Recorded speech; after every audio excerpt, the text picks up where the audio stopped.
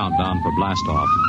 X minus 5, 4, 3, 2, X minus 1, fire.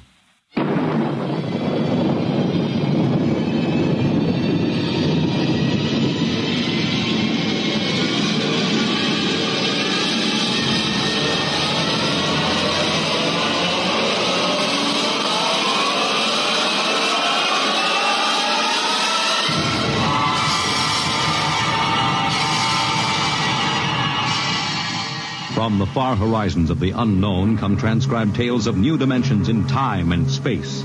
These are stories of the future, adventures in which you'll live in a million could-be years on 1,000 maybe worlds. The National Broadcasting Company, in cooperation with Street and Smith, publishers of astounding science fiction, presents X minus 1.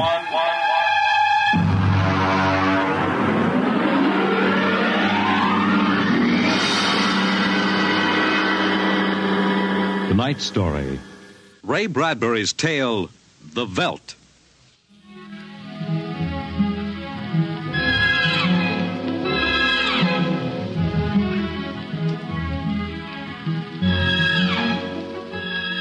This is the office of Dr. David McLean, resident psychiatrist of the new Chicago Institute of Human Engineering.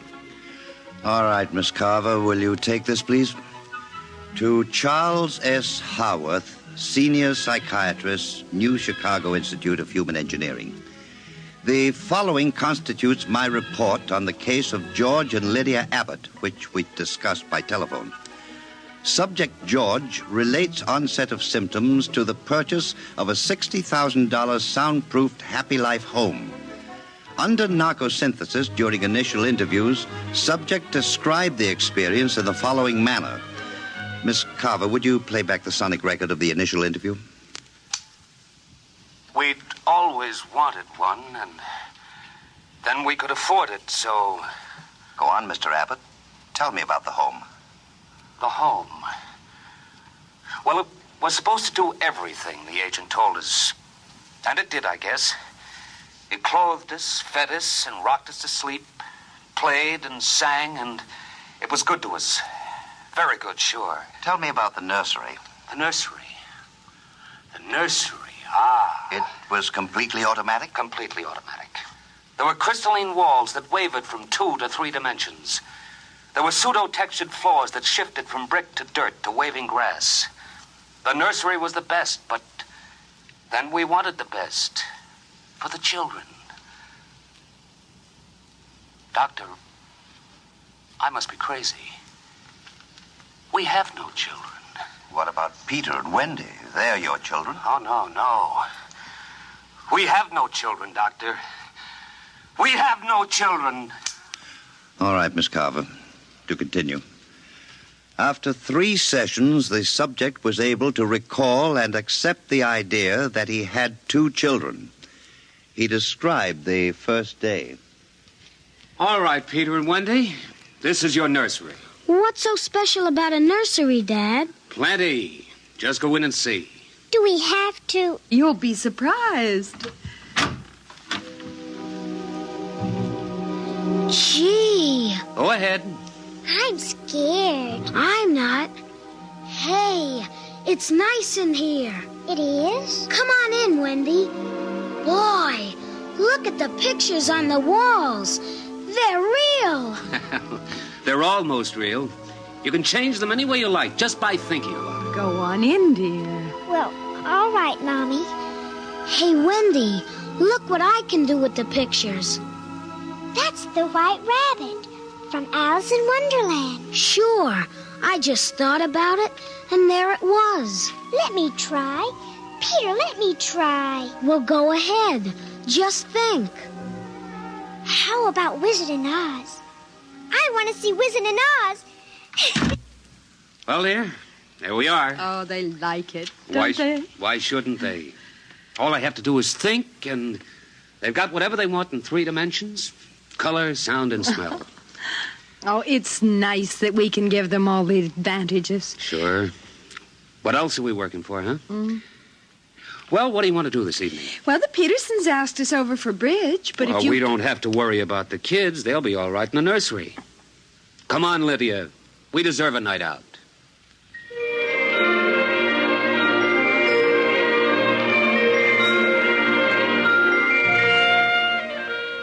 And in the nursery, the walls were a kaleidoscope of time and space and imagination. The green forest of Sherwood and the quiet forms of Robin and his merry men gave way to the roll of the high seas and the smell of salt in the air as Sir Henry Morgan sailed into the harbor at Jamaica. And behind the crystalline quartz walls, the vacuum tubes and grids and banks of metal image tape spun quietly and efficiently, erasing the line between illusion and reality. Of course, the electric bill from Consolidated Utilities was tremendous, but it was worth it. The happy life home breathed contentedly as life proceeded with soft automaticity as guaranteed in the brochure and bill of sale. George. George, I wish you'd look at the nursery. What's wrong with it? I don't know. I was in the nursery last week. It's perfectly all right. It's different now. What do you mean, different? I want you to come and see. Are the kids there? No. Madge Allen took them to a show along with her kids. That's why I want you to look at it now, before they get back. Oh, all right. What you expect me to do, I don't know. I'm no mechanic. This isn't a question of a leaky faucet, George. All right, dear. I'm coming.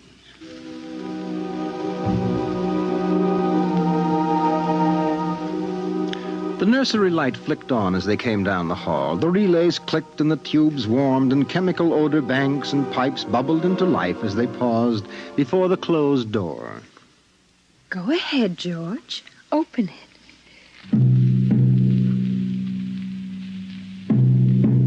On all sides, in 3 dimensions, stretched the hot, tired landscapes of an African veldt reproduced to the last stick and pebble and bit of straw. The ceiling above them became a sky with a hot yellow sun. A wind blew in from the baked veldtland. The hot straw smell of lion grass. The cool green smell of the hidden waterhole. The great rusty smell of animals. The howl of the jackal in the distance. And the papery rustling of the great vultures that wheeled and circled under the yellow burning sun. Let's get out of this, son. It's a little too real. Oh, George, you promised you'd look around. Well, I don't see anything. Wait a minute. There are the vultures. Filthy creatures. There are the lions. Far over that way. Yes, I see them. Well, they're on their way to the waterhole. They've just eaten. It's some animal. A zebra or a baby giraffe, maybe. Can you see it? Are you sure? It's a little late to be sure.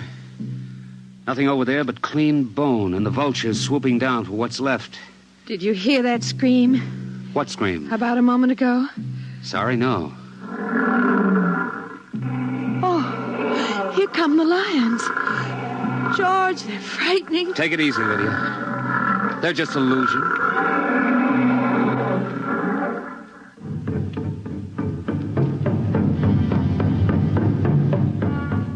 The lions were 15 feet away. So real, so startlingly real, you could feel the prickling fur on your hand, and your mouth was stuffed with the dusty upholstery smell of their heated pelts. And the yellow of them was in your eyes like the yellow of an exquisite tapestry. The yellows of lions and summer grass, and the sound of the matted lion lungs exhaling on the silent noontide, and the smell of meat from the panting, dripping mouth. George, I'm afraid they're so real. They're only an illusion, Lydia, that's all. Watch out! Ah! Out, quick, outside! They almost got us. Now, take it easy, calm down. I could feel their breath. Get a hold of yourself, Lydia. They aren't real. Walls, that's all it is, crystalloid walls. They look so real. Of course they do. But it's all dimensional color reactionary process, a mental tape film behind glass screens. It's all odorophonics and sonics. Now here, take my handkerchief. I'm afraid. Did you see? Did you feel it? It's too real. No, Lydia. And we've got to tell Wendy and Peter not to read any more on Africa. Of course, dear. I want you to lock that place up. But you know how difficult Peter is about that. I punished him last week by locking the nursery for an afternoon, and he threw a tantrum. And Wendy, too. Well, they live for the nursery. It's got to be locked. That's all there is to it. You've been working too hard, Lydia. You need a rest. I don't know. Maybe I don't have enough to do. I have too much time to think. All I do is set the menu selector dials at the beginning of the week. But that's the whole idea. The house is automatic. I know, but couldn't we turn it off for about a week and take a vacation? You mean you want to fry eggs for me? And darn socks. I feel like I don't belong here.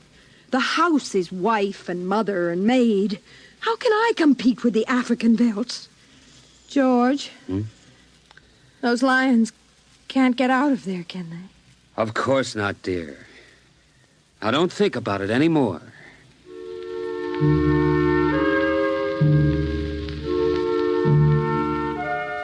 They ate alone.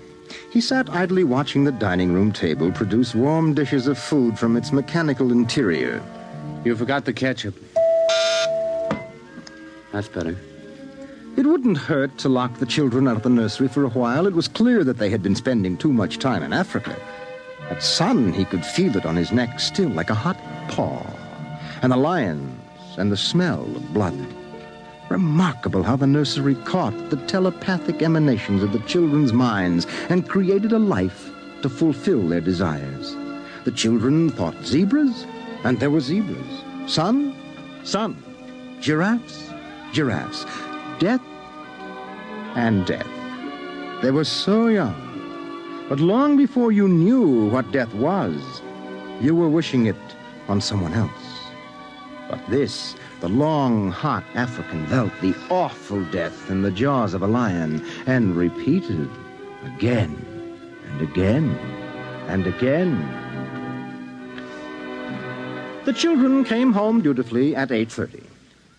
Hi, Mom. Hi, Pop. Hello, Hi. darlings. Do you want something to eat, dear? We're just having dessert. We're full of strawberry ice cream. And hot dogs. We'll just sit and watch. Sure. Peter, tell us about the nursery. The nursery? All about Africa and everything. I don't understand. Well, your mother and I were just traveling through Africa with rod and reel. There's no Africa in the nursery. Oh, come now, Peter. We know better. I don't remember any Africa. Do you, Wen? Go run and see, huh? Sure, I'll be right back. Wendy, come back here. Wendy! Oh, she'll be right back, Pop. She doesn't have to. I've seen it. Come on. Sure, Pop, but Wendy'll tell us. Open the door. See, Daddy? It's not Africa. It's Florida. Like in Bambi. There go the deer. See? It isn't Africa. I see it isn't. Go to bed. But it isn't 9 o'clock. You heard me. Go to bed. Okay. Good night, Mom. Good night, Pop. Good night. Good night, dear. I'll be right in. Wait a minute, Lydia. Look at this. What is it? This is the corner where the lions were, isn't it?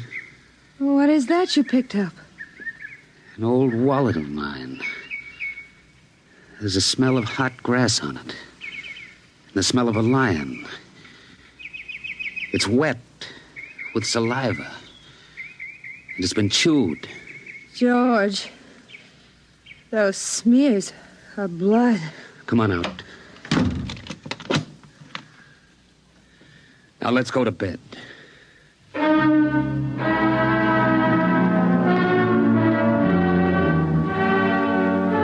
But in the middle of the night, he was still awake, and he knew his wife was awake.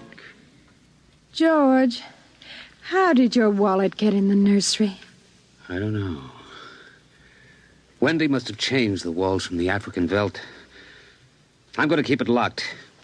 Maybe it isn't good for the children. My father used to say children are like carpets. They should be stepped on occasionally. We've never lifted a hand. They're spoiled and we're spoiled. I think I'll have Dr. McLean come tomorrow morning and have a look at Africa. But it isn't Africa now. It's Florida and Bambi. I have a feeling it'll be Africa again before then.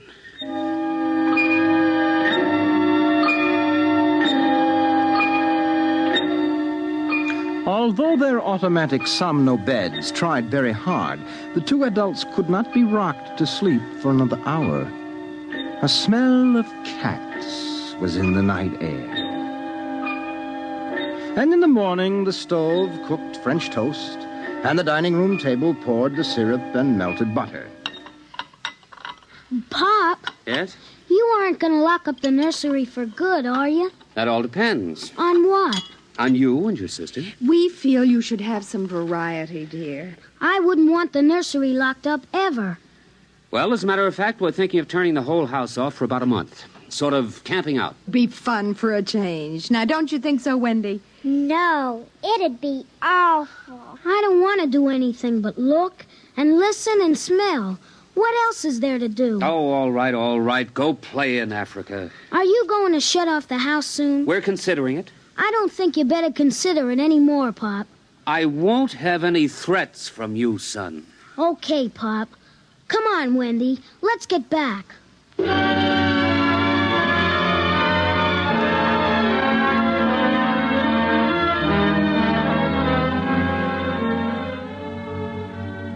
After breakfast, Dr. David McLean arrived. Oh, I saw the nursery last year, George. It looked all right to me. You didn't notice anything unusual? No, the pattern showed the usual violence, a tendency towards slight paranoia. All children feel persecuted by their parents. It's perfectly normal. There it is. Suppose we take a look at it now.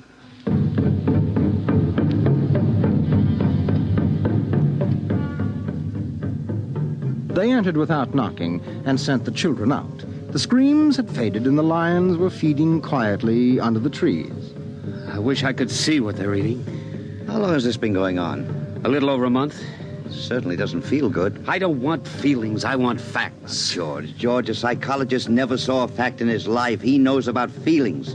And this doesn't feel good. Now, my advice to you is to have the whole room torn down and your children brought to me every day for the next year for treatment. Is it that bad? I'm afraid so. You know, that's why the nursery was developed originally, to let us examine the patterns left on the wall by a child's mind. But what is it? What's wrong with Peter and Wendy? Well, it's hard to say. I haven't punished them more than average. Oh, I took away a few gadgets.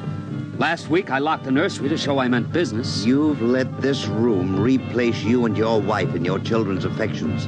This room is their real father and mother, and now you come along and want to shut it. Well, you can feel the hatred coming out of that sky. George, turn everything off. The nursery, the automatic kitchen, the whole automatic house. Start now. But won't the shock be too much for the children? I don't want them going any deeper. Let's get out of here. I never like these rooms. They get me nervous. Those lions look real, don't they? I don't suppose there's any way... What? That they could become real. Not that I know. Some flaw in the machinery, tampering? No. I don't imagine the room will like being turned off. Nothing ever likes to die, even a room. I wonder if it hates me for turning it off. Paranoia is thick today. Well, hello. Is this your scarf? It's stained. Brown. Blood. That's Lydia's. Come on, the main fuse box is out here. Go ahead. Pull the switch.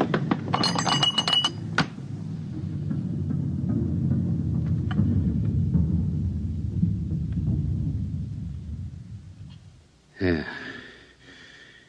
It's off.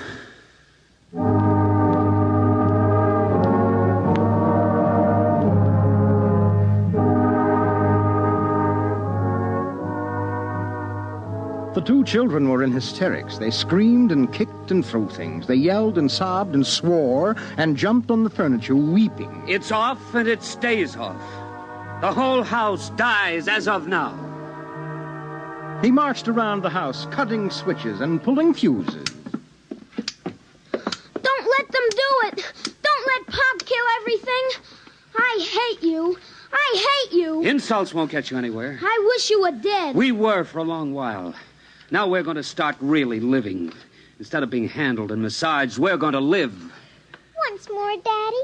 Just once more. One more minute of the nursery, that's all. Just one more minute. Oh, George, it can't hurt, really. Oh, all right. Only shut up.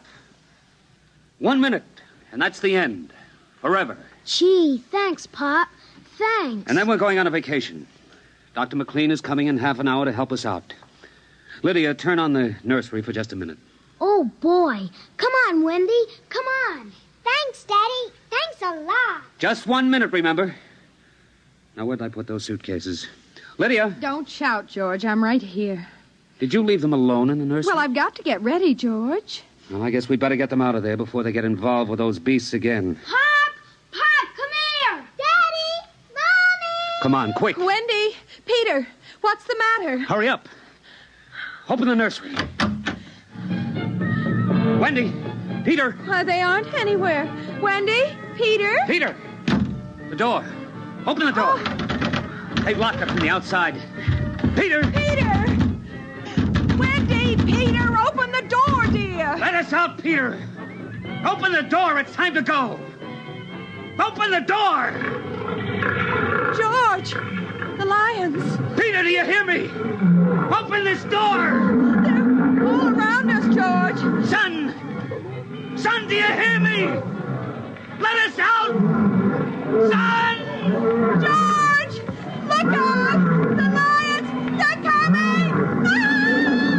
Ah!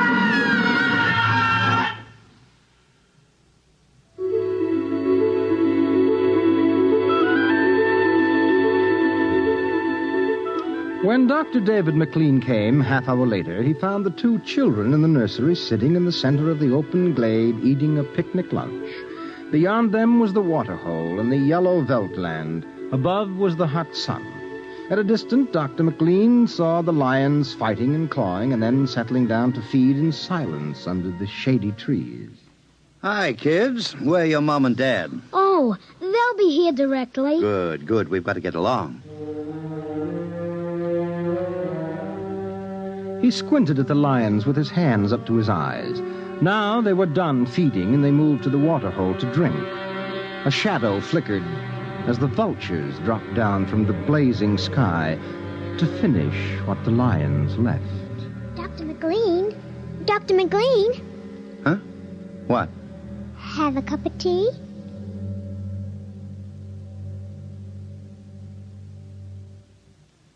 Which concludes my report to date. There were no lions, of course. Not in a physical sense. Lydia and George were devoured, however, almost as surely as if there had been lions.